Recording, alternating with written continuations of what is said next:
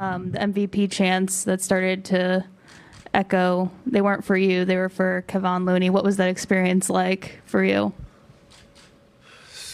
Amazing fan interaction. That's how it's supposed to be. He's been playing amazing,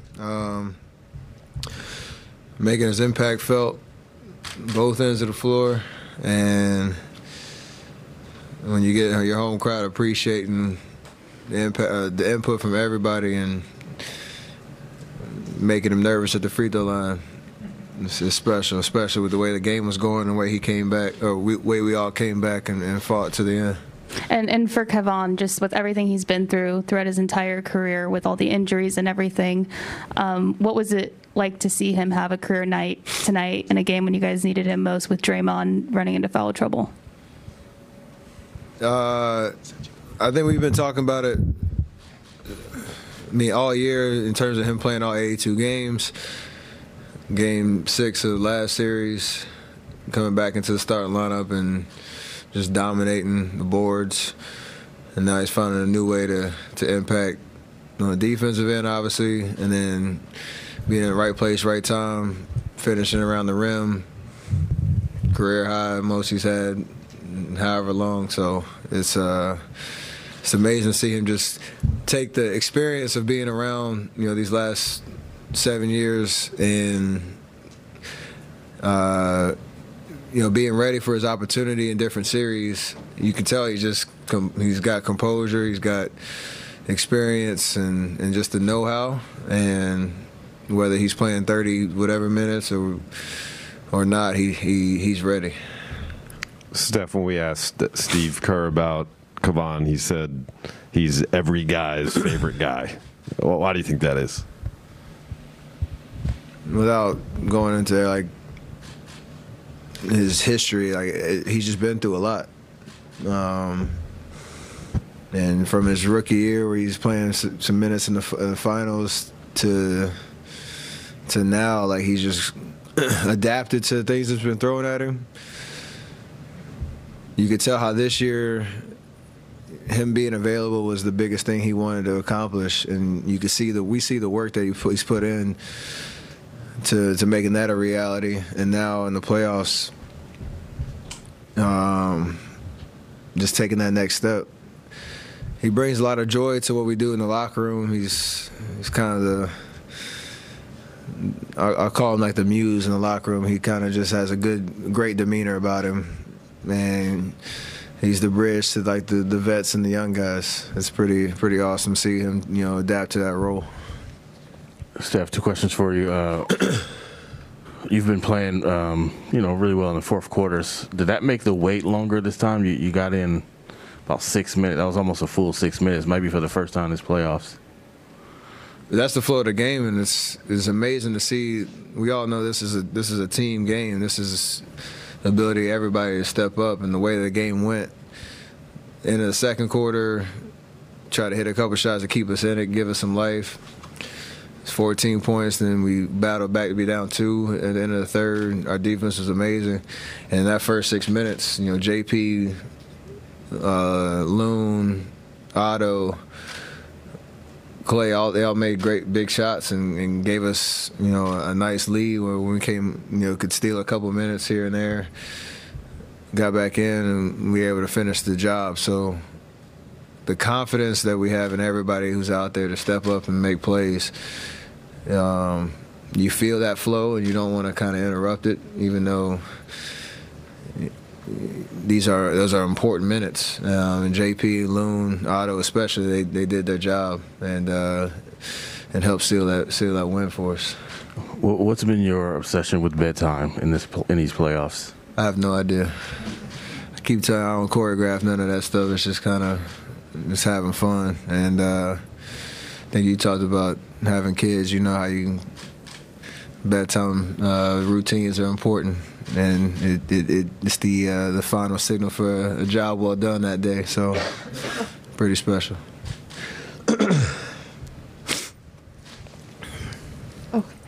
Steph, to see, Steve said at halftime he talked about poise and just letting the game come to you guys after it had been a little scattered in the first half, and to see that third quarter that's you guys shine in third quarters, and then for Otto to hit that three to take the lead there. What did that feel like, that moment, like momentum shift?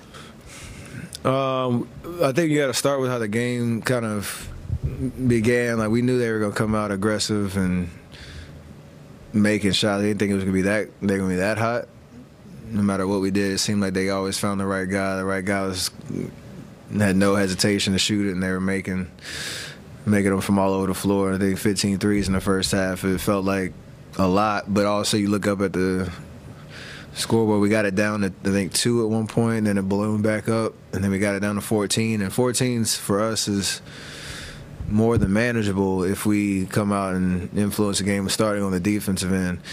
And you give a team like that 13 points, or limit them to 13 points. It wasn't like a flurry, but it just seemed like we regained the momentum and slowly and methodically kind of walked them down until that point. Like, the first 6 minutes of the fourth quarter was, kind of the real momentum shift that gave our crowd some life. It gave us life, and allowed us to run away with the win. Steph, when you guys are going on a run and you know that it's coming, you guys have been through it so many times, can you sense the inexperience from their side? Maybe not panic, but that they haven't been here before compared to you guys having been here before. Can you sense that on the floor? Nah, it's not that. It's just the supreme confidence of what we do. You don't really know what they're talking about in the huddle. You don't really feel what's going through their mind. It's just you have imposed your will. And for us, like, the experience and just the chemistry. Obviously, this group is different, but we have that attitude and spirit. Like, we feel like we're never out of it. I think only one game this playoff run so far, like, we've been severely outmatched from start to finish. But that belief then turns into execution in the game, and you can feel the momentum. It's more just focused on what we do.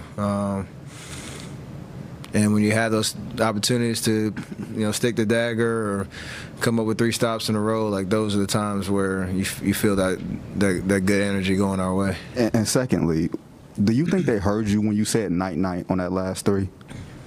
Because you were right in front of Dallas's bench. I was looking at the ball and looking at the rim, so I was talking to myself. So I don't know who heard it, but it's a good way to finish the game, and we got to take that to Game 3. That's not choreographed at all. That's just in rhythm. You just decided to say that? Absolutely.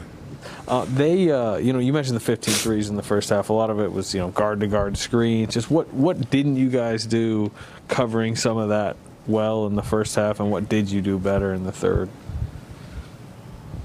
I think we got caught on – they obviously were trying to go at me and JP and pick and roll. There were a couple of times where we got confused, didn't put pressure on the ball, so they were kind of just – Luka could get wherever he wanted to. He obviously made a couple of tough shots, but the decisions were, I think, a lot easier for him in the first half, where somebody was open, whether it was him off the ball screen or him getting downhill, kicking it back out, and us kind of scrambling. And then they made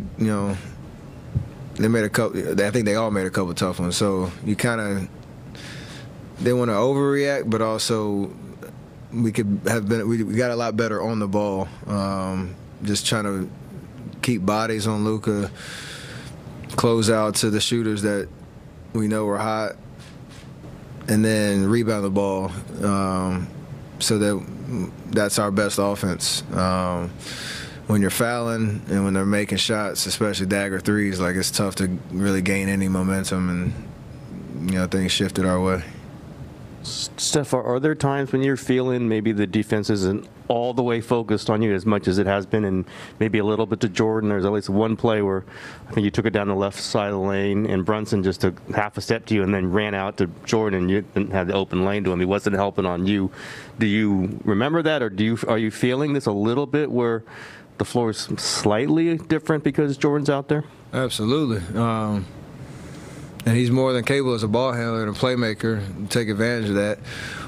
There are times where, me or Clay are off the ball and we know they're not really going to leave us, so help side defense isn't really there, and he's amazing at taking advantage of that, getting to the paint, crafty finishes.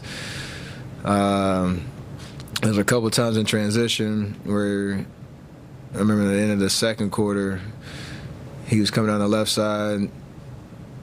Everybody's focused on him and his speed getting to the basket. He found me on the right wing, and I knocked it down. There's opportunities like that. So there's a lot of trust in being able to put the ball in his hands and know you got to figure out what you're going to try to take away. And he's been amazing at finding the seams. Him and Looney had great chemistry tonight. And it's nice to have another ball handler that can take advantage of those looks.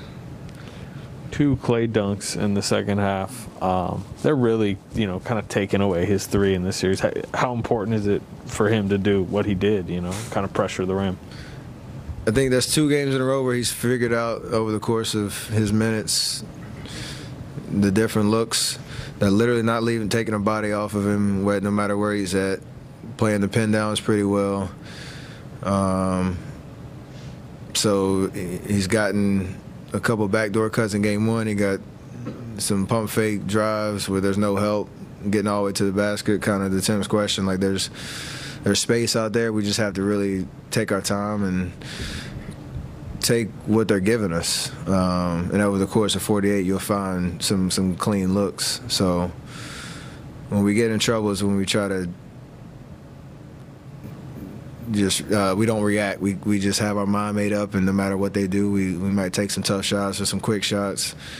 Plays right into their hands. Steph, we're used to seeing you and Clay and Draymond on a stage like this, pressure like this, comebacks like this, but it's new for Wiggins and Porter and Jordan, a lot of the guys you're out there with.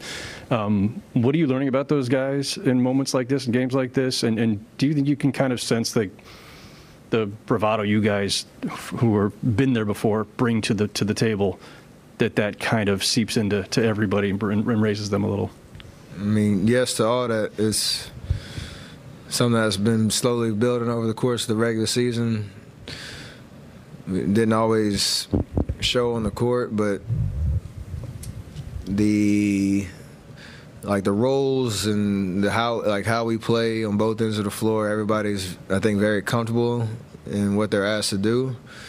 Even Wiggs, where he has a tough challenge of chasing Luka pretty much everywhere, every time he's out there on the floor, every minute he's out there, and you understand he's going to get scored on because Luka's nice like that. But over the course of 48, you figure out how that's going to wear him down a little bit and how he can go back at him on the offensive end. Otto, in the same way, he had a big 3 in the fourth quarter, just being aggressive and ready for his moment. So we try to bring that attitude, and those guys are really, demonstrating that the moment's not, too bright for them. And we need everybody's contribution because this team is different than years past.